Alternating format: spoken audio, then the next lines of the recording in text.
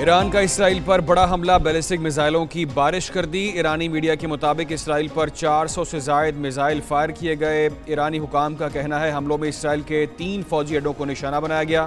اسرائیلی فوج کا کہنا ہے ایران کو حملے کی بھاری قیمت چکانا ہوگی، جگہ اور وقت کا تعین ہم خود کریں گے۔ حملے میں کسی شہری کی ہلاکت نہیں ہوئی، 2 اسرائیلی شہری زخمی ہوئے۔ تل ابیب میں ٹرین اسٹیشن پر فائرنگ میں 8 اسرائیلی شہری ہلاک۔ ایرانی حملے کے بعد اسرائیلی جنگی کابینہ کا ہنگامی اجلاس طلب۔ اسرائیل کی ایران کے خلاف جوابی کارروائی کا امکان۔ امریکہ نے بھی ایران کو سنگین نتائج کی دھمکی دے دی۔ امریکی صدر بائیڈن نے بھی سیکیورٹی کمیٹی کی میٹنگ بلا لی۔ امریکہ نے اسرائیل پر ایران کے حملے سے پیشگی آگاہ کر دیا تھا۔ اسرائیلی فوج کا بیروت پر بھی مزید حملوں کا اعلان۔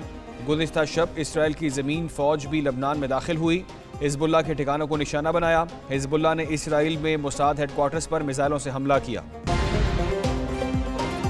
اسماعیل ہنیہ اور حسن نصر اللہ کی شہادت کا بدلہ لے لیا۔ ایران کی پاس دوران انقلاب کا اسرائیل پر بیلسٹک میزائلوں سے حملے کے بعد اعلان، کہا تل ابیب میں بہت سے میزائلوں نے اپنے اہداف کو کامیابی سے نشانہ بنایا۔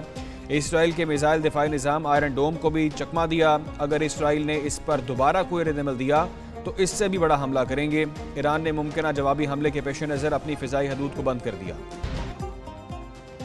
پی ٹی آئی کی آج احتجاج کی کال، مختلف شہروں میں گرفتاریاں شروع۔ فیصل آباد کے علاقے جناوالا اور ڈچکوٹ میں پارٹی عہدے داروں سمیت درجنوں کارکن گرفتار۔ اسلام آباد کے ڈی چوک پر احتجاج کے پیش نظر چھاپے، پولیس نے راستے بند کرنے کے لیے کنٹینرز بھی پکڑنے شروع کر دیے۔ میاں والی میں 7 اکتوبر تک دفعہ 144 نافذ، 3 اکتوبر تک کے لیے رینجرز کی 2 کمپنیاں تعینات۔ ایم پی اے سے کئی عہدے دار اور کارکن گرفتار۔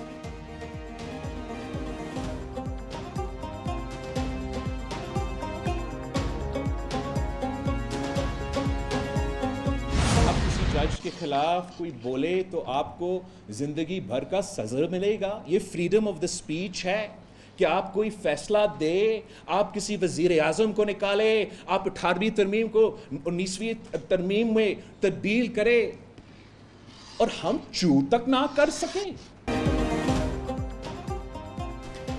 آپ وزیر اعظم کو نکالے اور ہم چو تک نہ کر سکیں۔ عامر کے کالے قانون کو غیر آئینی کہنے کی کسی جج میں ہمت نہیں تھی۔ Chairman Peoples Party Bilawal Bhutto کا کوئٹہ میں خطاب، کہا آئینی عدالت میں جسٹس فائز عیسیٰ بیٹھے یا جسٹس منصور شاہ، کوئی مسئلہ نہیں۔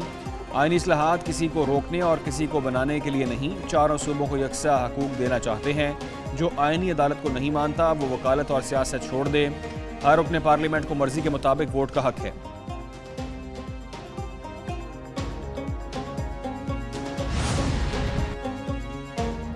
آئینی ترمیم نہ ہوئی تو آسمان نہیں گر پڑے گا۔ اکتوبر کے آنے یا جانے میں کوئی ایسا معاملہ نہیں، بحران حکومت کو نہیں عدلیہ کو درپیش ہے۔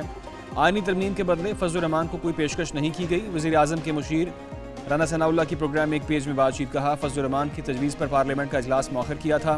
بانی پی ٹی آئی کے ملٹری ٹرائل کے لیے آئینی ترمیم کی ضرورت نہیں۔ سیکیورٹی فورسز چاہتی ہیں دہشت گردوں کا عام عدالتوں میں ٹرائل ہو۔ 63A کا فیصلہ سپریم کورٹ کے چہرے پر بدنما داغ ہے۔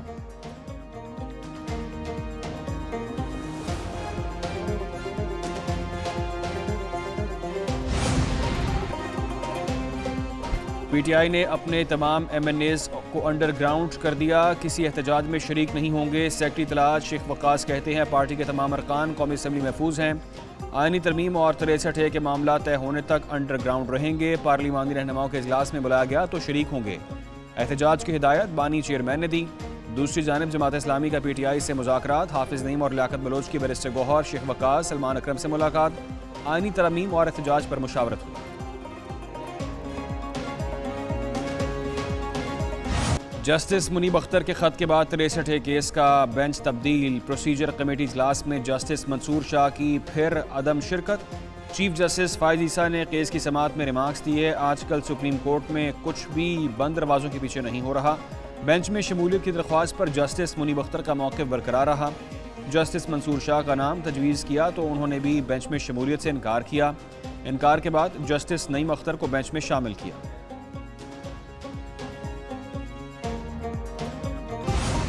عدم اعتماد میں اگر ووٹ نہ گنا جائے تو وزیر اعظم کو ہٹایا نہیں جا سکتا۔ اس تشریح کا مطلب ہے آرٹیکل 95 غیر فعال ہو گیا۔ آئین واضح ہے تو اپنی طرف سے کیسے کچھ شامل کیا جا سکتا ہے۔ 63A نظر ثانی کیس میں چیف جسٹس فائز عیسیٰ کے ریمارکس، کہا فیصلے میں یہ کہاں لکھا ہے کہ ووٹ نہ گنے جانے پر رکن نااہل ہوگا۔ فیصلہ تو جماعت کے سربراہ پر چھوڑا ہے، صدارتی ریفرنس پر صرف رائے دی جا سکتی ہے، اس پر کوئی فیصلہ نہیں دیا جا سکتا۔ وفاقی حکومت اور پیپلز پارٹی کی نظر ثانی اپیل کی حمایت، آج باقی وکلاء کو سنا جائے گا۔ گزشتہ روز کی سماعت کا حکم نامہ جاری، کچھ سوالات پر فریقین کو معاونت کی ہدایت۔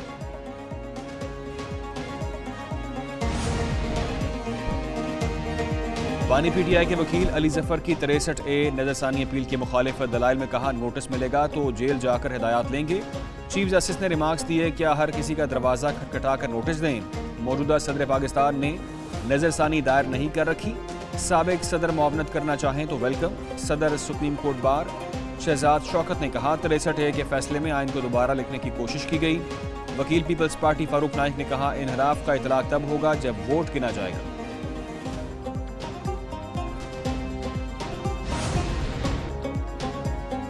پی ٹی آئی ملک کو غیر مستحکم کرنا چاہتی ہے، یہ کبھی اپنے عزائم میں کامیاب نہیں ہوں گے۔ وفاقی وزیر اطلاعات عطا تارڑ کہتے ہیں یہ جو کچھ کر رہے ہیں اس پر قانون حرکت میں آئے گا۔ مزید بولے وزیر اعظم نے کشمیر اور فلسطین کا بھرپور مقدمہ لڑا۔ جنرل اسمبلی میں تقریر کو مثالی پذیرائی ملی۔ اسرائیلی وزیر اعظم نے خالی کرسیوں سے خطاب کیا۔ وزیر اطلاعات نے مہنگائی میں مزید کمی کی امید بھی ظاہر کی۔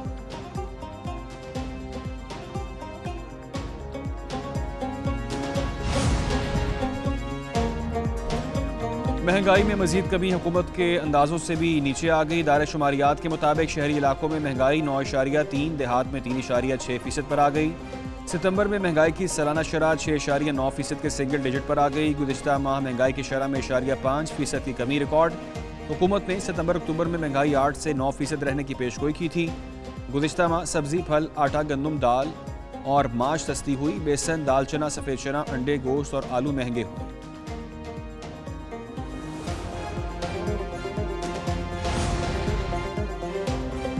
وزیر اعظم کا مہنگائی کی شرح 44 ماہ کی کم ترین سطح پر آنے پر اظہار تشکر۔ مہنگائی کی ستمبر میں سالانہ شرح 6.9% ہونے پر معاشی ٹیم کی پذیرائی۔ شہباز شریف نے کہا مہنگائی کی شرح کم ہونے سے عام آدمی کو ریلیف ملے گا۔ پیٹرولیم قیمتوں میں مسلسل کمی سے عوام کو ریلیف مل رہا ہے۔ شرح سود کم ہونے سے کاروباری سرگرمیوں میں اضافہ ہوگا۔ پاکستان کی ڈیفالٹ کی خواہش کرنے والوں کا منصوبہ ناکام ہوا۔ قوم نے ایک گروہ کی نااہلی کی وجہ سے مشکلات کاٹی ہیں۔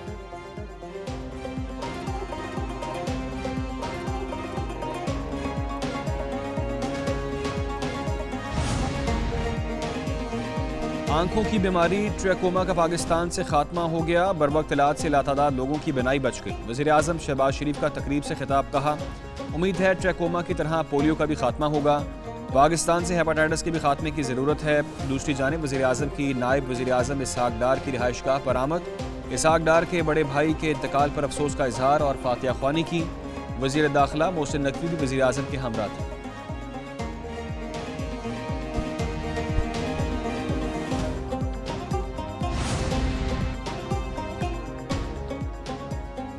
ڈاکٹر ذاکر نائک کی مولانا فضل الرحمان کی رہائش کا آمد، ملاقات کی۔ ذاکر نائک نے مولانا فضل الرحمان کی ابتدا میں نماز مغرب ادا کی۔ ذاکر نائک کا سویٹ ہوم کا دورہ، کہتے ہیں سویٹ ہوم کے فرشتوں اور پریوں سے مل کر خوشی ہوئی۔ ذاکر نائک کی اسپیکر قومی اسمبلی ایاز صادق سے ملاقات۔ ذاکر نائک نے ایوان کا بھی دورہ کیا۔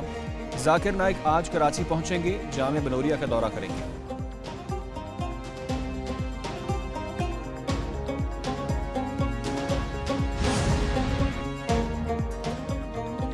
لاہور میں نابینا افراد کا احتجاج، مال روڈ پر بیریئر ہٹا کر مارچ، پولیس نے باغ جناح کے قریب روکا، نابینا افراد نے لاٹھیاں برسا دیں، پولیس کا بھی لاٹھی چارج، تصادم میں 10 پولیس اہلکار اور کئی مظاہرین زخمی۔ پولیس کے رکاوٹ ہٹا دینے پر نابینا افراد کلب چوک پہنچ گئے، وزیر اعلیٰ ہاؤس کے باہر دھرنا دے دیا، کلب چوک کو ٹریفک کے لیے بند کر دیا گیا۔ ادھر وزیر اعلیٰ کا نابینا افراد کے احتجاج پر نوٹس، مظاہرین سے سختی نہ کرنے کی بھی ہدایات جاری۔